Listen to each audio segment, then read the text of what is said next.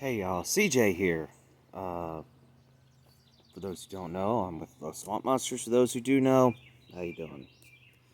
I'm currently in the back of my in-laws' yard, house sitting, and I wanted to reflect because today is let's see here, about 9 years since the late great Levon Helm left this mortal coil, and I wanted to reflect on him because he was one of my favorite musicians. Especially growing up, I heard a lot of the band. My dad and my mom both got me into the band at a very tender age. Right, I forgot Murfreesboro Airport's over here. But anyway, prop plane flying overhead.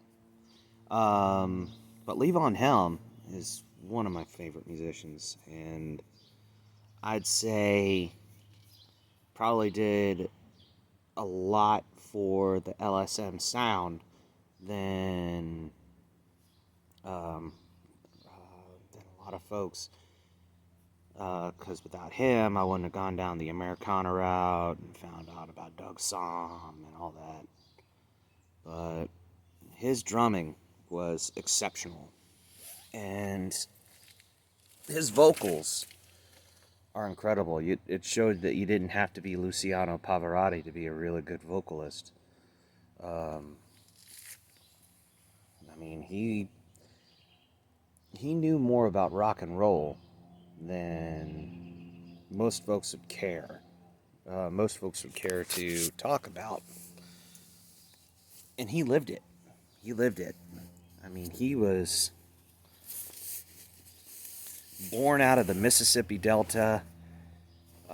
He grew up listening to Sonny Boy Williamson, especially his drummer, Peck Curtis, and got to hang around Helena in West Memphis, Arkansas. And that was the influence that he took to learning guitar, the ham bone, which is, I'm not very good at it, but something like that. It's something I haven't really worked on in a while, which is weird because the ham bone is on your body. So, but I digress. Anyway, it was somewhere in the 50s that Ronnie Hawkins convinced Nell and Diamond Helm, Levon's parents, to go with him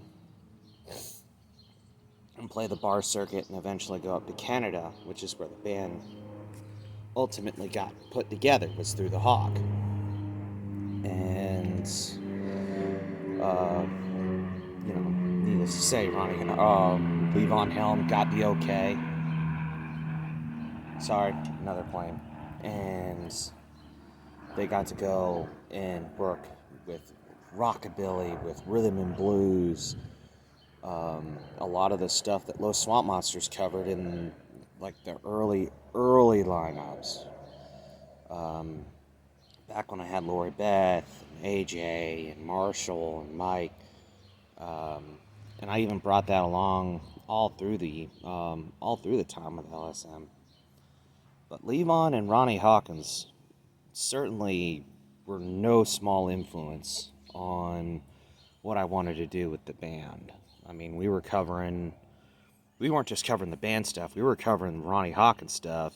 40 Days was 40 Days was actually on the first Los Swamp Monsters bootleg that I had up many, many moons ago, and is getting remastered by Rhodey to come out later this month. But I wanted to reflect on that because that song has a very special meaning to the band, because that was, and especially on today with the Remembering Levon Helm, that connected us, and I actually got to visit Levon Helm's grave on my way back from Massachusetts in 2016, and I left a harmonica there. But his influence played no small part in the Low Swamp Monsters, and certainly no small part into rock and roll. So, wherever you are in the great eternal cosmos, Mr. Helm, thank you. Thank you for everything. I'll try not to have a less somber CJ Speaks in the future. I just wanted to address that particular elephant in the room. But, yeah. Here's to it. Keep grooving.